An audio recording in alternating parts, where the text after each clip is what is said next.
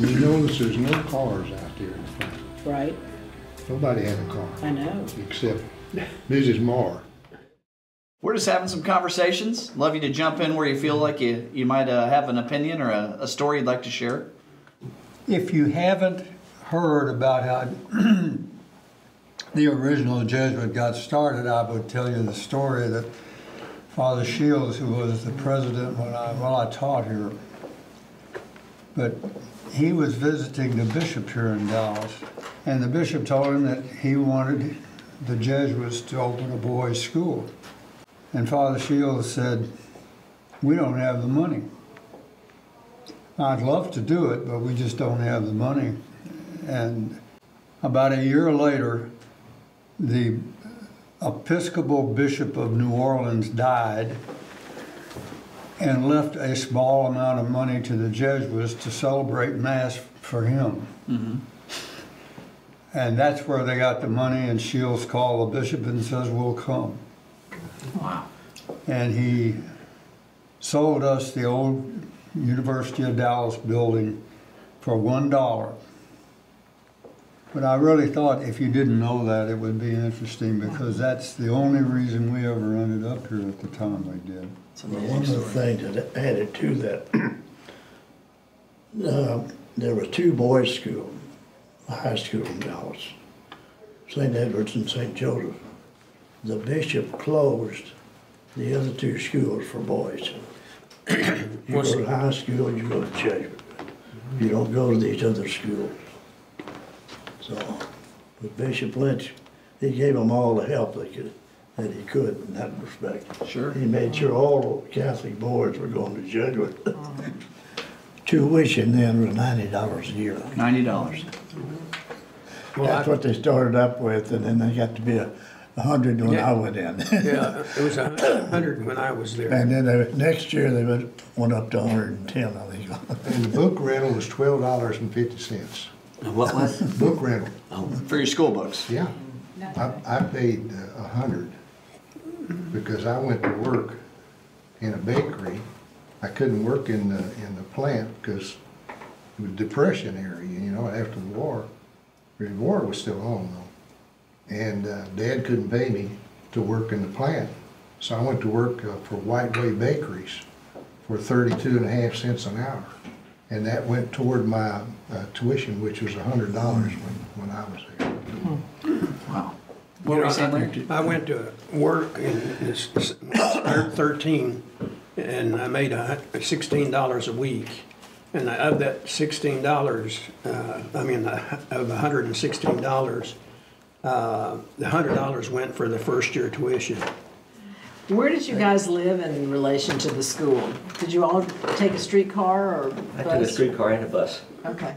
But I had a classmate named David Bruin, probably the smartest one in our class. Came from Anna, Texas every morning, rode a Greyhound bus down to the interurban building, and then a streetcar out to Jesuit. Wow. And that's really dedication. That's a Toonerville trolley, wasn't it? That was it. Toonerville trolley. Some of the conductors were so generous that they would punch a hole of it and punch, so we'd get a free ride. Hey, that was a tough time back then. Of course. Now, tell me, because I don't know the answer, and I'm sure Sheryl does. How many Jesuits were on staff? What was the what was the lay ratio to non-priests? Zero. I don't think there were any ladies. There wasn't. Okay. We had priests, brothers, and scholastics. Yeah. There were two lay people. That was Librarians. Mrs. Marsh, and she did everything from sewing on buttons to somebody got their clothes ripped. She was there. She was a mother to all the boys. She was. Right, yeah. And then Eddie Marr's sister. She was a librarian. Oh, okay. And that But was Ed it. Marr he was teaching there before he was ordained. Oh yeah. Eddie Marr was studying to be a priest, but he became a diocesan priest. Right. Yeah. I remember him better than anyone. Well, he coached the football team and the basketball. He coached football, he coached baseball, he coached basketball. He taught algebra too. Yeah, he taught algebra. In the freshman class, he called me up one day and said, "You don't understand what's going on." He taught about 6 weeks in. I said, "No, I don't." He said, "If you'll come 1 hour a day for 1 week, I'll guarantee you'll love it. I did that, and I always made great. It carried over into trigonometry. Everything he did helped me. The first day of workouts, we gathered down in the basement. The dressing rooms were in the basement. And Coach Morris said, we're going to start out every workout by running up to the gym, which was on the top floor from the basement. See? 4 floors. 5 all the way up from the basement. Well, we got pretty good at it. So whenever we'd have a game, a home game, we'd wait for the other guys to get dressed for the other team. And we'd challenge them in a race to the top. Well, we'd win every time. We were in shape for it. Every game we played, we won the first quarter because they were still out of breath trying to get over running up those steps. So the first day of practice, Coach Morris said, okay, boys, I want every one of you to bring a hammer in the morning. So anyway, we lined up along the baseline under one basket. He said, now get down on your hands and knees. Thank you. Got out on our hands and knees, and we crawled from one end of the court to the other, driving the nails down because they were sticking up about that. I got scars in my knees to prove it. Well, we learned where the weak spots were in the floor. And I got a reputation for stealing passes, not passes, but dribbles, because I knew there was a weak spot in a certain area.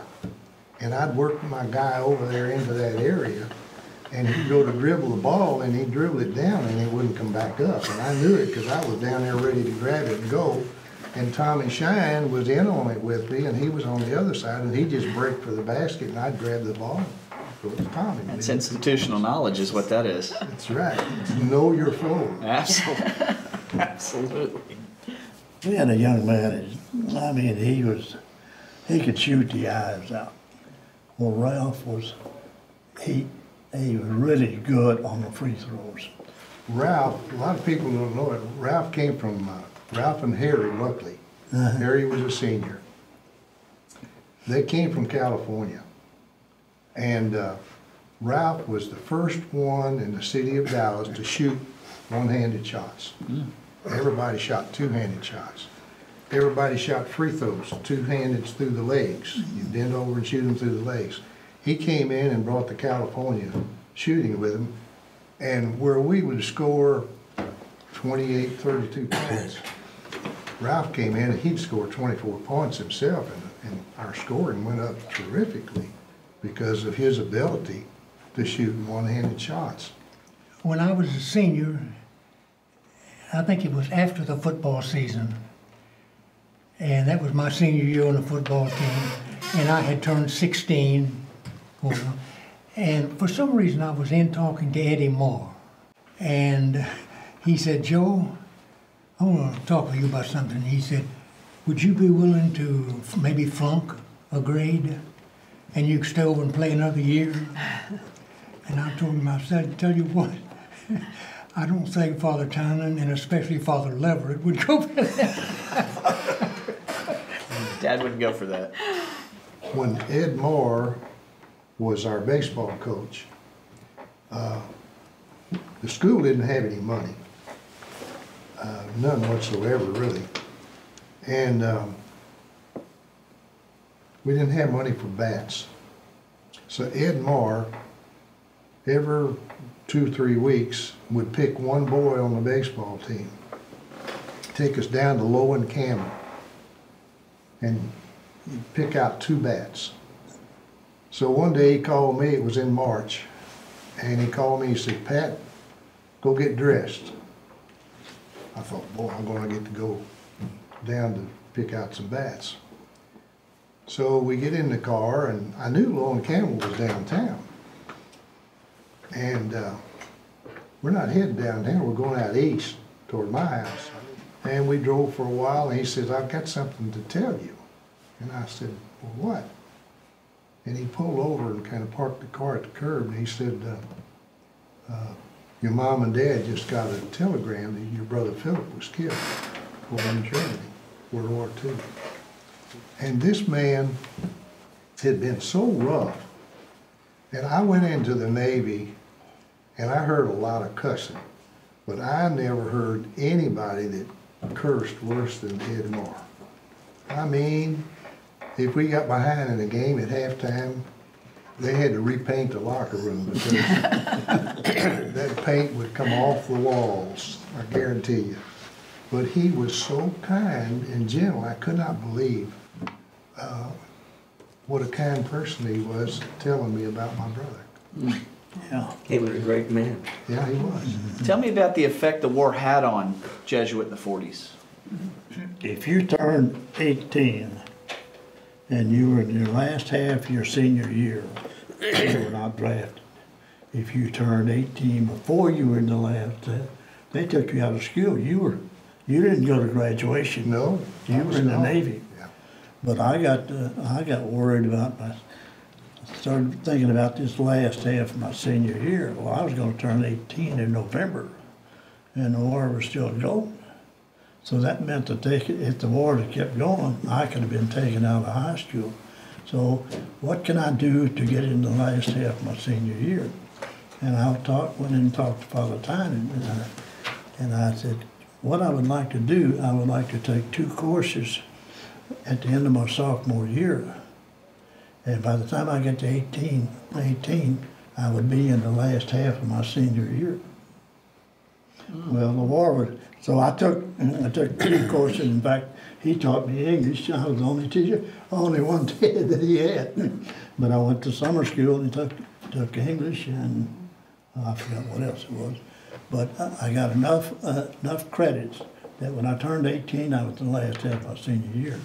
But when I was a junior, that's when the war ended, and they quit drafting. I've got to tell you one about this man over here. When my wife was so very ill with cancer, and she was bedridden, Bill Underhill came out, and he brought a television. And he hung a television in our bedroom to where my wife could see it from the bed. You remember that? I do. You do? Yeah. And what was Father, the other priest, he's dead now, that came up here a lot of times? No, wait a minute, there's a lot of them dead. Tynan? Who? Tynan? No, not Tynan. Anyway, he would come out to the house, and Tim was my youngest boy, who graduated in '82. Tim was just a baby.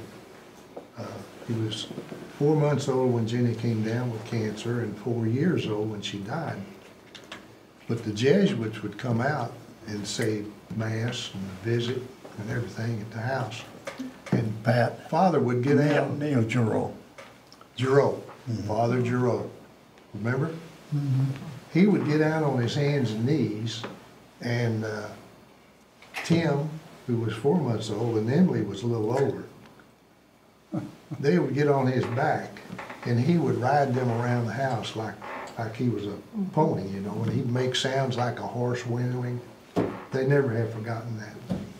How did Father Pat decide that Jesuit was where he was going to go and become a priest? How did that come about in your family? Well, he had to go to St. Joseph's, I guess, after he graduated from the little school we had over on Cliff, Our Lady of Good Counsel. And he came over here, the Jesuit had opened, and he told me the Jesuits were responsible for him. And he said he always knew he wanted to be a priest, but when he got to the Jesuits, he wanted to become a Jesuit. And he did. And I think he was the first Jesuit priest out of Dallas.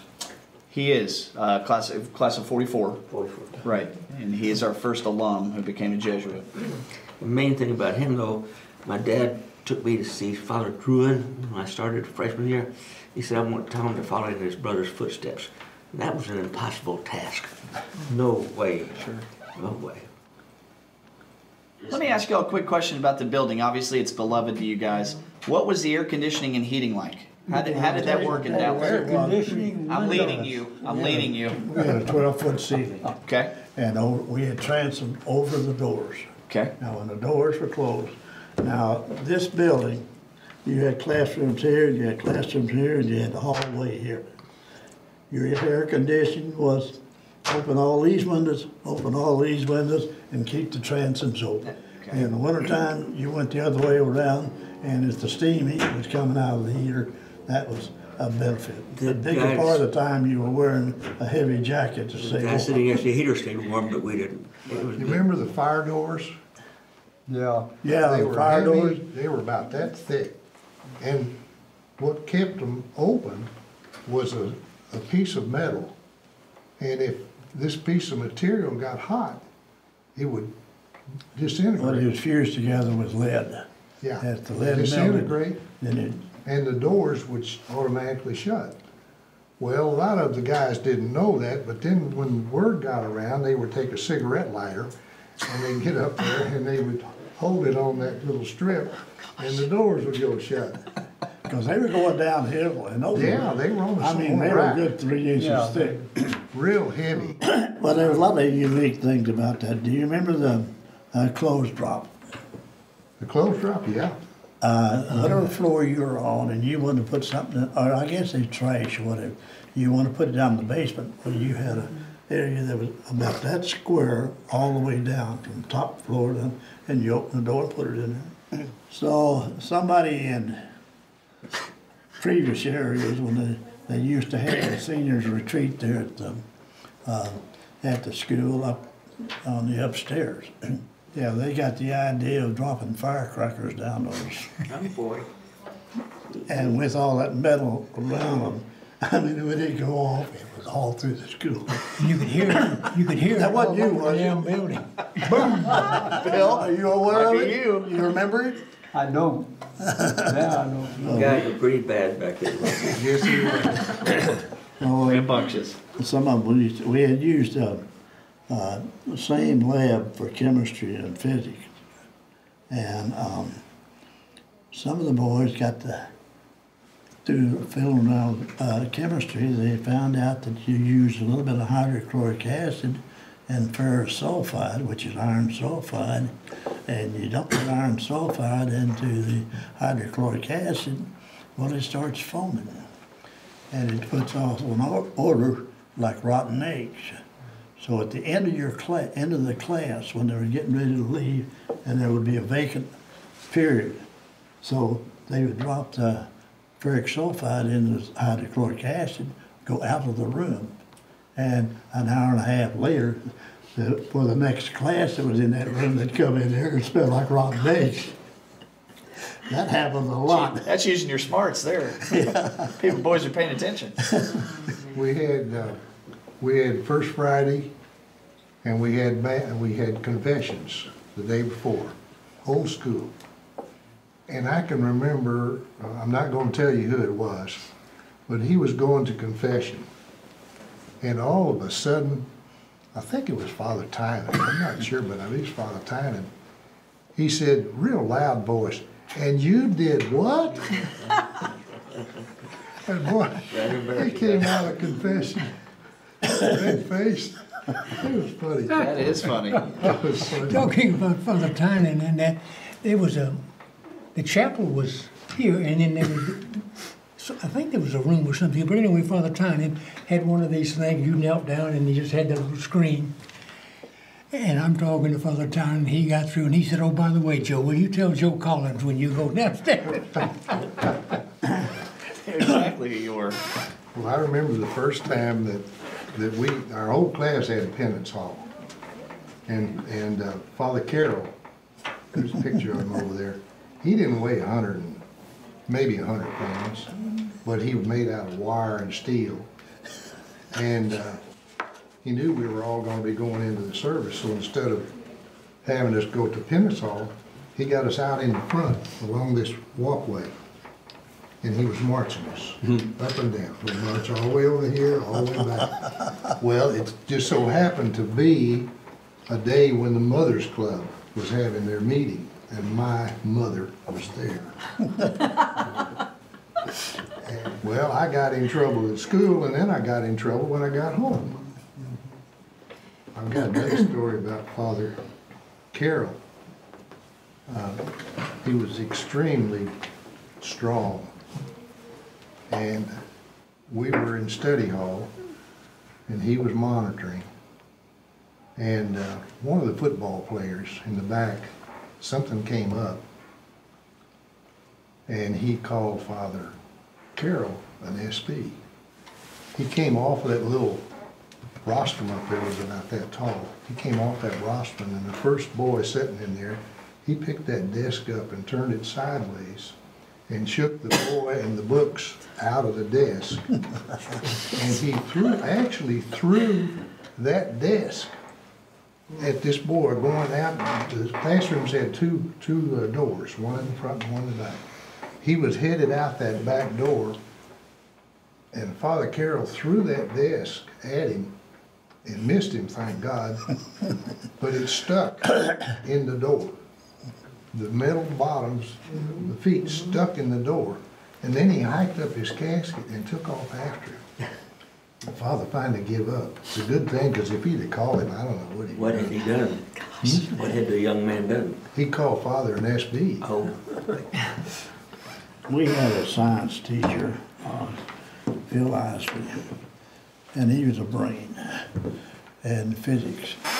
Well, you've always got some clowns in the classroom, and there was one named Louis Stayart. Isley would say something and Louis would make some kind of comment. So it got to where Louis was the butt of his own jokes sometimes, and he was always planning on doing things. He and I think Don Stanley got the idea that, you know, we got a bucket of water here, and that door is always open just about that much. If we set that bucket of water on top of the door, when Isley comes back in, he's going to the houses. Well, Isley figured that something was going on. He come to the door, and before he come in, he looked in there. He said, "Louis, can you come out here for a minute?" Louis forgot about the bucket and he and opened the door, and that bucket of water come out. Of course, there's a story about the paper clips. Everybody knows that. Remind us. Well, that you got in trouble sometime. I forget, it was Father Revore. I believe it was Father Revore. Of course, he was more in this school than the old school. But you'd have to take paper clip and put it on your paper and trace it. And you had to do so many pages of tracing that paper clip. Boy, there's a lot of guys that really, they remember those paper clips. Now tell me about the boxing ring. We talk about all the way the priest wanted y'all to work it out. Tell us a little bit about that. Well, whenever it was raining and we couldn't get outside, well, the novitiates would get in and try to get the kids to fight. Well, I, for one, not being very big, and I had a chemistry teacher that was not very big either, and he pushed me and pushed me and pushed me, and reluctantly, because, I mean, he wasn't a priest then. So we got in a ring together, and I cold-cocked him. So that was the end of that. But they had a boxing ring sitting up in the middle of the dining area, and that's what we did when it rained. In the and you dining couldn't get area. outside. And that little guy was T.J. Cronin. You see him up there. You know, some of these guys, the memory that some of these Jesuits have. I was down at Grand Coteau a number of years ago. Jim Babb was retreat director down there. And he had T.J. Cronin there. So I said, "I understand Cronin's here." He said, "Yeah." I said, "Where is he?" "Well, he's up there in his room." So about that time, he come out on the balcony. But Cronin was up here, and I was down here, and he called my name. Remembered you. And I said, "Now, wait a minute." That's pretty good. I'm gonna go round table. Bill, who was your hardest teacher? And who was your favorite teacher?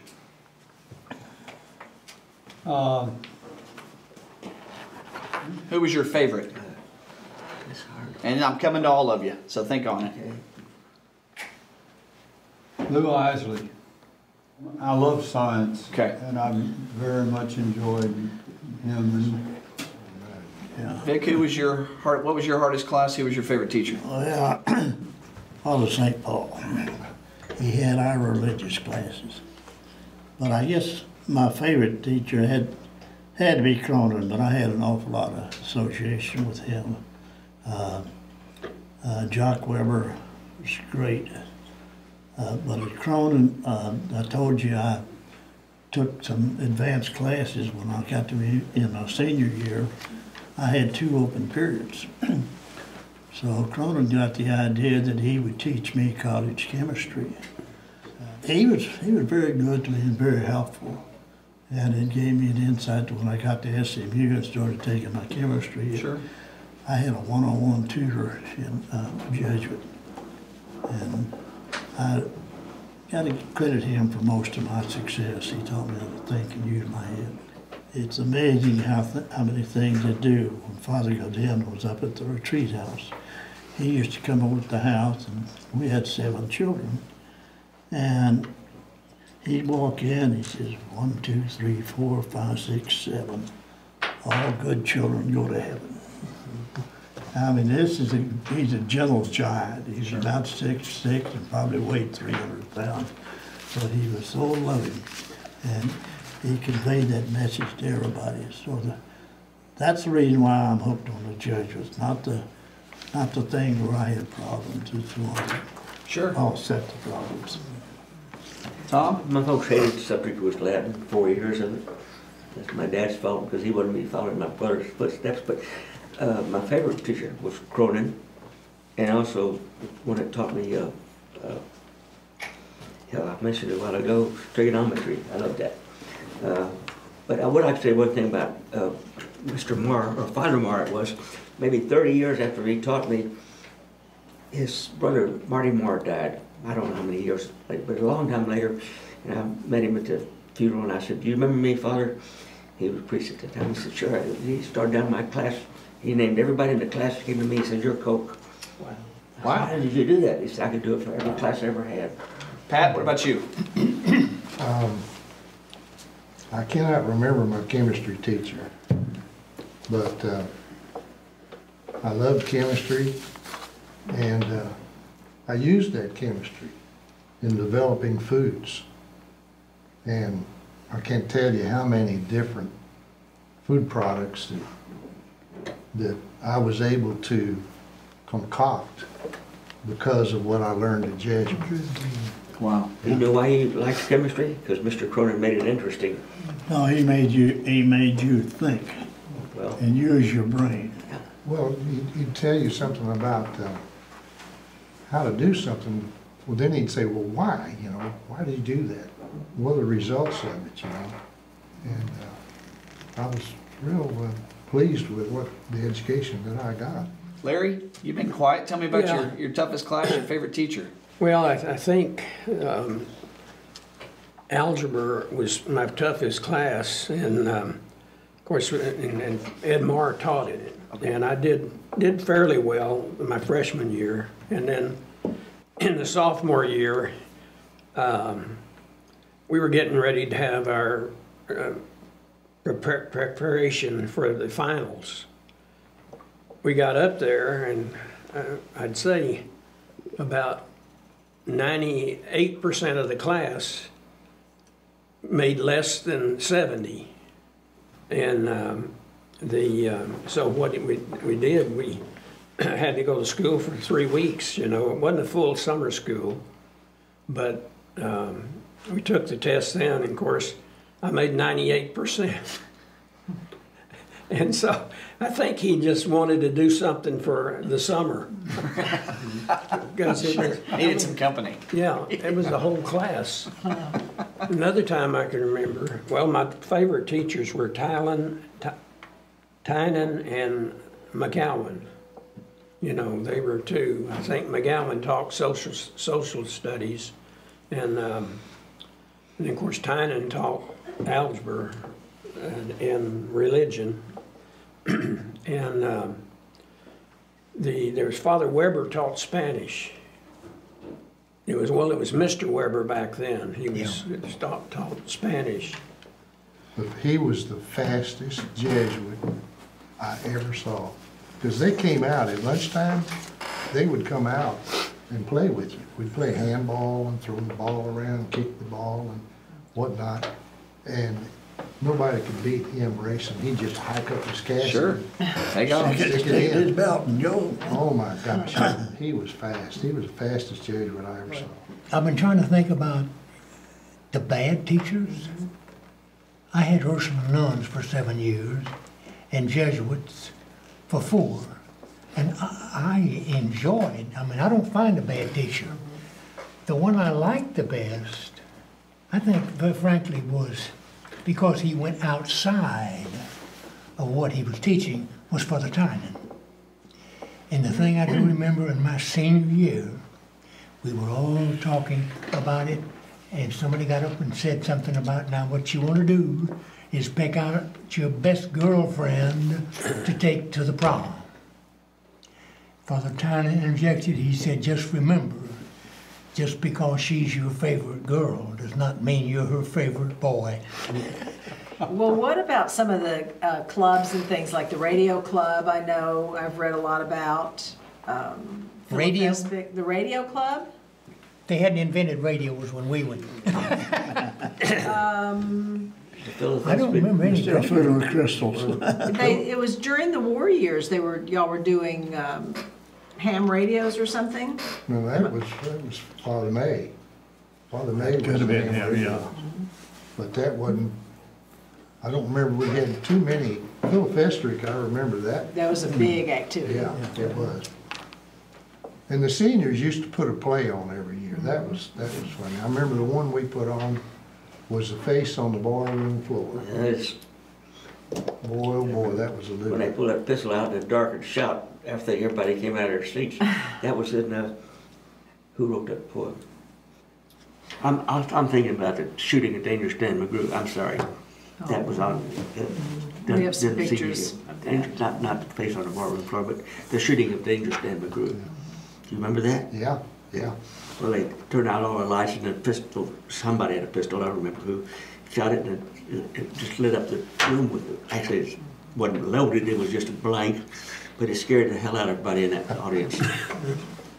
Were any of you involved in like putting the roundup together, the school newspaper, or? Yeah, I did some of that. I was a photographer for them Okay. with little box. Sure. Okay. Kodak. Kodak Yeah. box. The only thing I Very remember, complicated. the only thing I remember from contributing to the roundup was one year, and I don't know, it was one of my earlier years, and I wrote a poem. And it was published in thing, and I thought it was pretty good, but I never wrote another one for it. I don't think. Well, you know, I can remember going back to sports.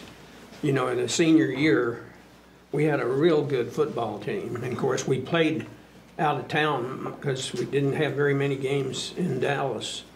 So we're set up to play McKinney. And that year, McKinney was actually up for state. At halftime, the score was 20-0, McKinney. Well, and of course Ed Moore was coaching back then, and they went into halftime and came out. Sure enough, we won the game 21-20. And everybody they were crying. I mean, they were literally crying. Sure. So we were going up to McKinney all the time. McKinney never came down here. Right. You gotta remember that back then, there was so much prejudice in Dallas against Catholics. Catholics, yeah.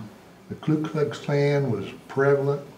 In fact, they tried to stop my dad from hiring black people at our food plant down on Elm Street. And he run them in and out of the building.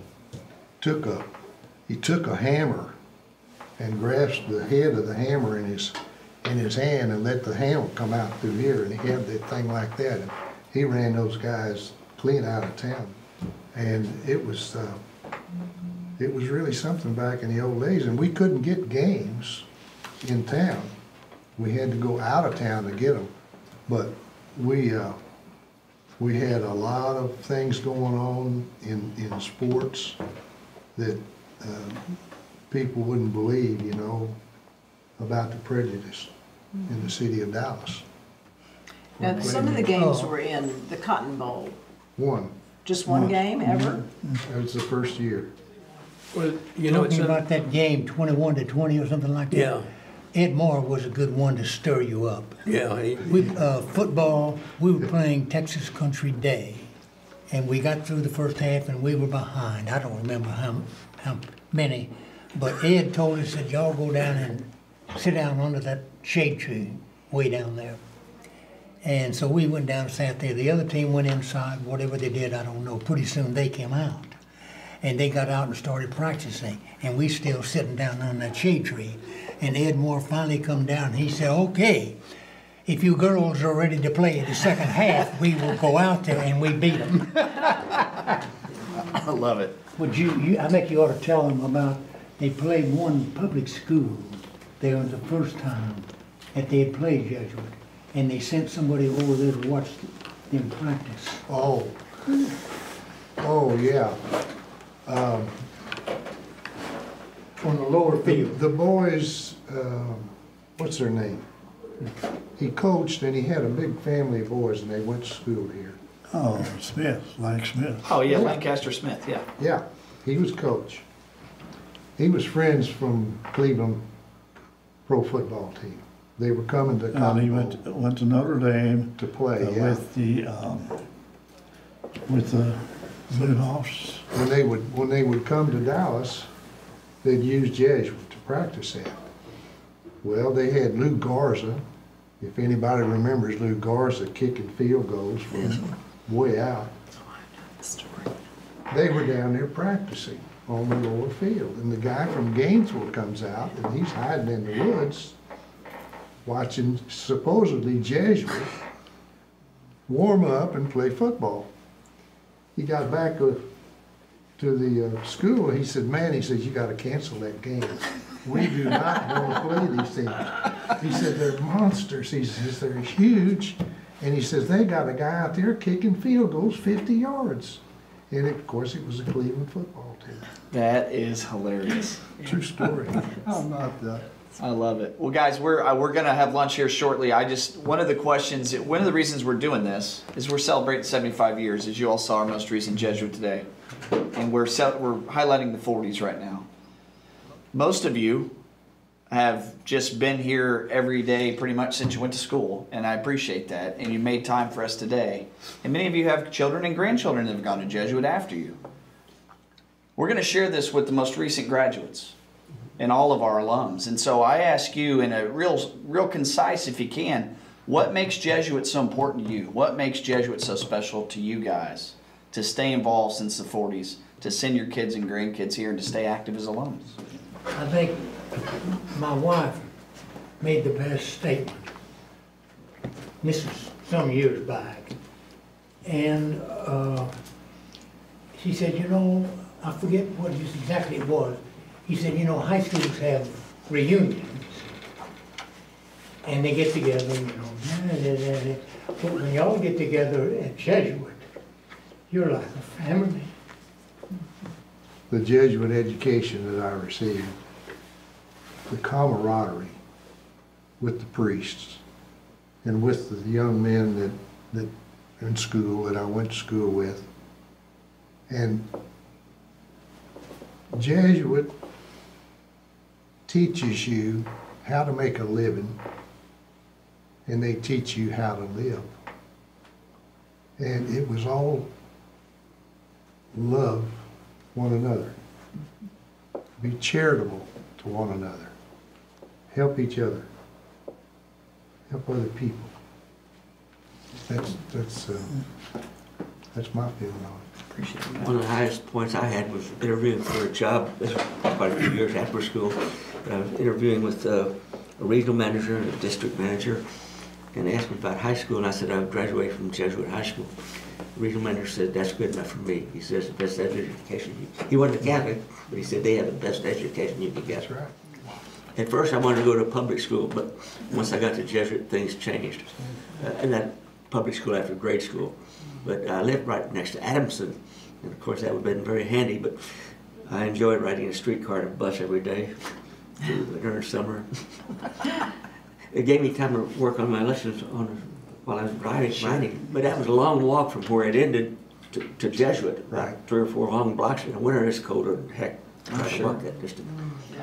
But you know, Jesuit has meant an awful lot to me. And if it wasn't for the Jesuits, I'd never made it to where I was. My education ended in the middle of my college, 2 years of college. But one of the things the Jesuits taught me how to do is to think. And my company, they had a spot where we made printing plates. And the guy down there was pretty sharp. He had another plaque that says, load brain before shooting off mouth. That makes a lot of sense. Jesuit taught me to load brain. But sometimes I shoot it off anyway. But at least think about it. One thing I appreciated was the discipline. When you left the Jesuit, you had discipline. Well, you know, the most that I appreciate Jesuit is, you know, I was just an average student. I wasn't the greatest studier, you know, but, you know, I had to work hard to get what the grades. And I actually spent 3 hours a night. Every night. On my work. And that, you know, I knew I had to be disciplined to do it. And sure enough, I really didn't appreciate Jesuit, didn't think I appreciated Jesuit till I graduated. The fact that I had that discipline that I got at the school, the teachers and the camaraderie, and that's really what motivated me to go and do what I've done. So it's, you know, I can't speak more highly of Jesuit. Bill, you sent Trey here. What does Jesuit mean to you? It means everything. You know, the Jesuit ended up being my life. And I love what they lived, and so right after I graduated from Jesuit, I went to the novitiate, and it's what I've tried to live ever since. I think a man for others is exactly what it ought to be. I just think we don't put enough emphasis on every person has a mission. And I tried really to inculcate that in the kids when I taught here. That